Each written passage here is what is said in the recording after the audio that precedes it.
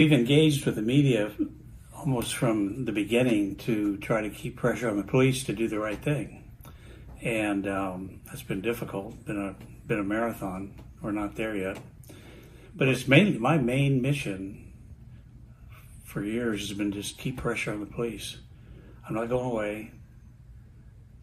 Get this case solved. And of course, we've been advocating almost from the beginning that they bring in resources that have been offered to help from the outside, and they've always refused.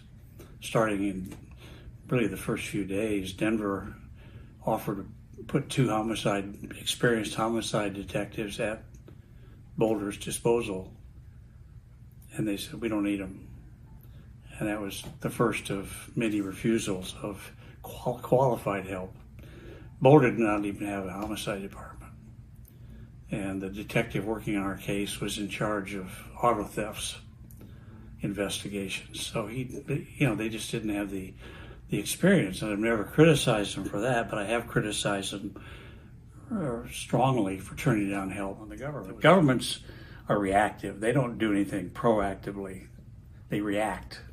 3 people are killed at this intersection. Maybe we better put up a stoplight or a stop sign. They react, and they react to public pressure. And so in our case, the media is a real asset to keep that pressure on. Like, this isn't going to go away. We heard reliably that one of the members of the police department, I don't know who, told a journalist, we're just waiting for John Ramsey to die. And the implication is then the pressure will be off. It's just disgusted. I mean, but it's not out of character at all. Yeah, it's sad also. I'm not going to die. I'm going to be around for a good while, and John Andrew will take over for me when I'm not. He's very passionate about getting this resolved. Do more DNA testing. We have a DNA sample that was recovered in 1997, confirmed in 2006. And that's when the DA finally wrote us a letter, apologized for how he'd been treated, and cleared us as suspects. But that was 10 years ago, almost. So the DNA technology has advanced even further. And we had a letter to the governor with that petition attached, advocating more resources be brought in on our case, and then the DNA testing and genealogy. We had 30,000 people signed that petition, and we sent along with my letter to the governor, who pretty much, as far as I know, ignored it. He never responded. So we published the letter with the 30,000 signature number, and then he responded. But that was 30 days later. Regional FBI guy in Colorado, that at that time, he said the government does not have the latest technology. This testing needs to be done by an outside lab that does have the latest technology, the cutting edge technology. Government will get it eventually, but they don't have it yet. They got to get a budget, and they got to go out for bids, and it's the government. Nothing happens fast. So he said, we don't have it. There was testing done in early January of 1997. The report said that we have unidentified male DNA recovered, does not match John, does not match Patsy, does not match Burke, where it's the only other people in the house.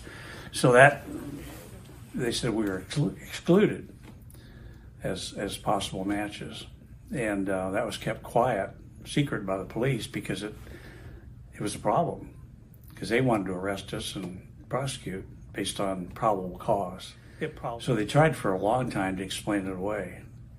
In fact, one of the authorities suggested that they go to the underwear factory in China, where John Bonet's underwear was manufactured, see if they could get a DNA match there of a white male worker. But they were that desperate to try to explain it away, because that was a huge roadblock to their objective, which was to charge one of the parents. We know there were a number of samples sent out for testing, number of crime scene items. A number, 5 or 6 or 7, were returned untested, never sampled. I'm not sure why they returned, whether because they already got a good sample or what. But we want those, if those have never been tested, and that's one of the things I asked in the governor's letter. As far as we know, these items have never been tested. They were taken from the crime scene as possible evidence. We want them tested, and we want them tested by an outside lab for DNA sampling.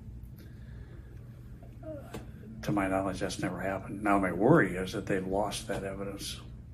Even though we have a DNA sample that is in CODIS, the federal database, I'm told that you have to get a fresh sample to do the familial genealogy research. It's up to the chief of police in Boulder. He owns the case. Mary Lacey, the second DA that was in office, took the case away from the police.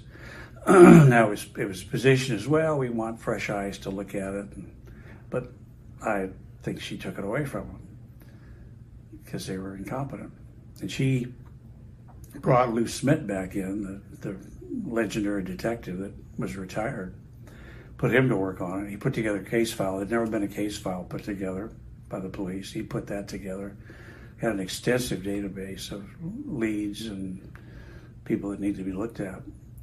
And eventually just got frustrated with the political agenda. He said, and he wrote a letter saying, I'm resigning and I'm not going to be part of prosecuting innocent people, because the police were still desperate to arrest us. And Lou continued to work on it until he died on his own. And he used to tell me, I'm going to catch this guy, John. I will catch him. And his track record would support that. He had solved over 200 homicides, many of them cold cases. And on his deathbed, he said, don't forget this name, John. I visited him in hospice just days before he died. He said, don't forget this name. So there was one person he was very interested in, very interested in, very interested in, very interested in, very interested in.